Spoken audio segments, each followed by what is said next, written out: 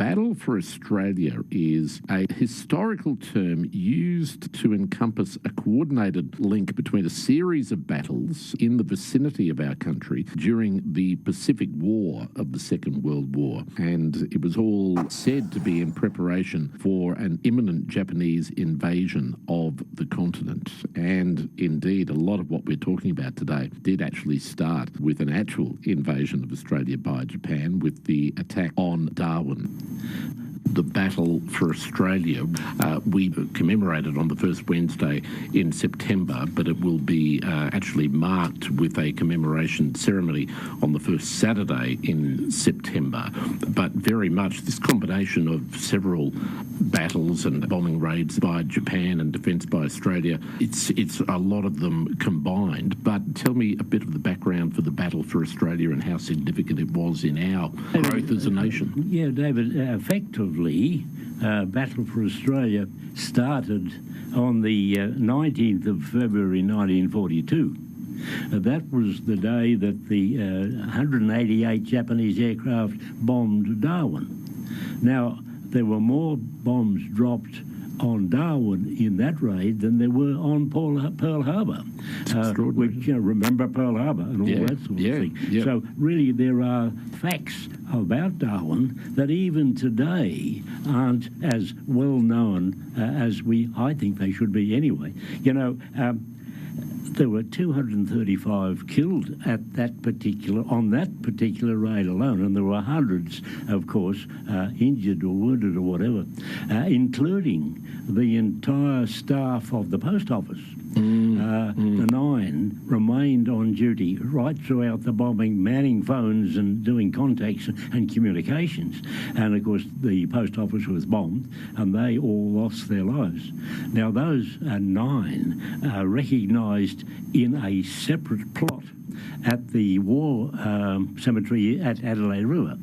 There's a beautifully maintained war memorial, a war cemetery at Adelaide River. Adelaide River was a very big military establishment and got bigger.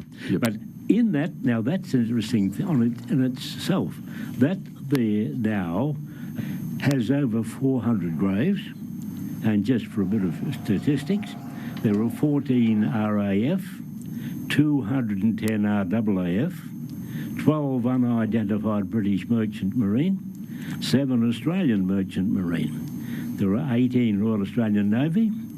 There are 181 Army. There's 1 Canadian Army, and there's a nursing sister along in the war section of that war cemetery, and there's separate plots set aside for the 9 from the post office. That's all beautifully maintained, of course, by War Graves Commission and so forth. But there's interesting things that have happened. We have our own Battle of Milne Bay locally here in Toowoomba, which, again, a Toowoomba militia battalion, along with the 61st, and 2 squadrons of RAAF, 75 and 77, with Kitty Hawks. Yep, right. They were the first to stop Japanese land forces in World War II. Yeah. So, you know, there's a lot of local in all that, apart from the fact that whatever else happened during World War II. But that is an important date, and I think it's fair to say that for convenience, the RAF Association have combined the two so that the commemorations and thanks, if you like, thanks can be given to those who served. And it's held always on that first Saturday in September. The attack on Darwin, you know, and significant lives lost, but do we know for sure that Japan wanted to invade Australia with a view to taking it over, or were they just trying to inflict damage on an enemy territory? Well, I think it's hard to answer that question, but I think it's fair to say they were in for what they could get. They had such a astounding success, resounding success in Pearl Harbor, and it just automatically went on as they moved the great hordes down to the south. They just rolled on through. Darwin was in the way. Darwin was the first in Australia to be bombed.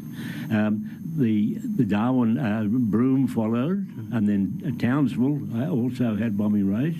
But it's a fact that there were landings on Australian soil, because Papua in those days, Papua New Guinea, Papua was part of Australia. Yes. And Gary's has the story on all that side of things too. Indeed, and that was the site of obviously a major Australian victory, the first victory against Japan on land. But as you say, Papua New Guinea was officially part of Australia. That's correct, and it was seen as a milestone, not at the time, but certainly later, to be able to repel the Japanese forces. There was no doubt that the Japanese knew of the advantageous position Australia was globally, geographically, the resources that we had. We still have, fortunate, and to be able to use it as a base to repel the Americans. And the Americans came on board to help repel the Japanese, but only in the later stages of the war. We all know about MacArthur setting up headquarters in Brisbane, and with the main aim was the repulsion of the Japanese invasion.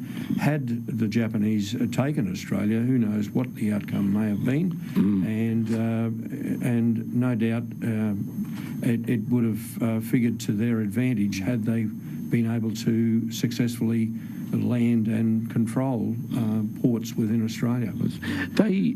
We talk about the significance of the Battle for Milne Bay as the first victory against Japanese forces on land.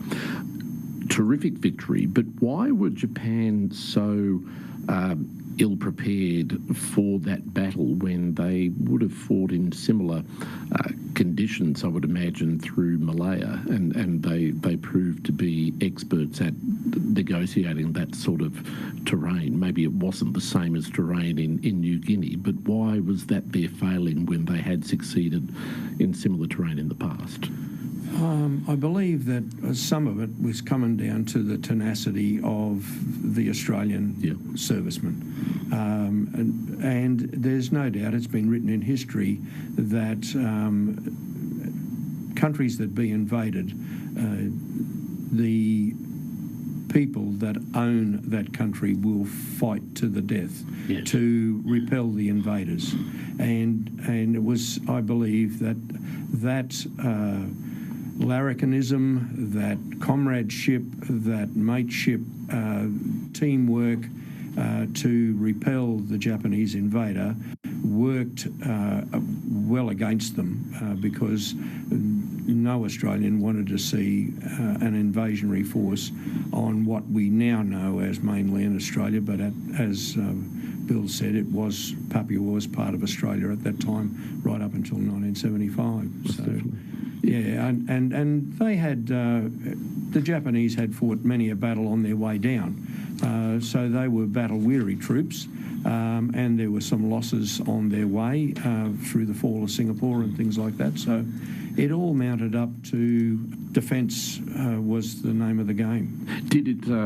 Was it a significant fact that they were militia rather than fully trained, full-time army? Did that serve them well? Well, the militia became battalions as they changed from time to time. The militia came about after the end of World War I. And as hostilities decreased and people were demobbed, as they say, then it was up to volunteers, what we now used to call Citizens Air Forces and Citizens Army Reserve, CAF, and the CMF, Citizens Military Forces. There was not a lot of volunteers because people were getting back into life. But once those battalions were re-established, then training was given to the full. Right. So that they were ready and prepared. So a significant one to mark, and we'll be doing that on the first Saturday in September. Tell me what's planned. We have a combined commemorative service at the Mothers Memorial on Saturday the 6th of September, commencing at 10 o'clock, and there will be guest speaker, a chaplain from Ambley Air Base, speaking as our guest speaker on the day, with members of RSLs and other ESOs, as well as members of the RAF Association and family and friends. And David, if I could, I'd like to give a quick shout out to the families of veterans who were involved in either the Battle of Britain or the Battle for Australia to attend the commemorative service in memory of those that served in either campaign, and especially those that paid their ultimate sacrifice, as we all say, lest we forget. Indeed. Now, just before we go, just Sure. clarify that.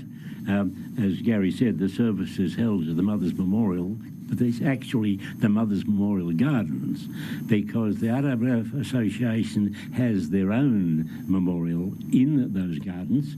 It's a propeller from a Hudson aircraft, Yes. which is reported to have been on a Hudson, which actually was part of the No. 4 Squadron with their involvement with Milne Bay as well. But it's a separate, beautiful spot in the Mothers Memorial Gardens, and that's where we will be there at 10 a.m. Fair enough. Can I ask the both of you just finally, do you think that enough attention is given in Australia, and particularly in educating, I guess, the generation coming up about the Battle of Australia, these events we've been talking about, or does it get lost in the overall umbrella of Anzac? And that's not to take anything away from the Anzac legend, but has that become almost a cover-all for a lot of battles that perhaps the significance of which should be given greater emphasis? What are your thoughts, Eva? No, I don't. I honestly don't think there is, David. You're right. We have Anzac Day, which is the national day. We have Remembrance Day, and they're both very important in their own rights, but they're all embracing. And then you get down to the things like the Vietnam veterans, the new group coming on hand, the post 75 veterans. You have the Naval Association, the Air Force Association, Legacy, TBI. All those are part of the whole tapestry of the thing, but each one can be lost, and you know they don't last forever. These people have shortly come back. They've suffered, but time ravages them all, and they're gone. So, we can't afford to forget the sacrifices that they made, because freedom isn't free, David, and we are enjoying a freedom which I feel we take far too lightly, knowing, without getting political, all those sorts of things, with all the protests we have and the fors and the againsts and all that sort of stuff. Okay, it's a free country and we're entitled to do that. But the reason we can do that is the thing that can be lost very, very quickly if we don't pay attention and just pause for a short while. It doesn't take long, half an hour probably would be a total that we would pause to give thanks to those that have enabled us to have